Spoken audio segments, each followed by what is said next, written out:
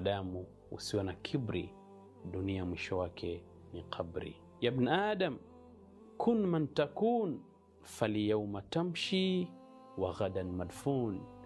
Kuwa yoyote uwae, kuwa vyovyote uwavyo, lakini kesho ni kuzikwa na kuoza katika tumbo la ardhi. Tufanye maisha haya, tusahau kwamba sisi ni amana ya Allah subhanahu wa ta'ala. Vyeo, madaraka, mali, uwezo mkubwa, vote hivi visitudanganye tukajisahau sisi ni kina nani katika dunia.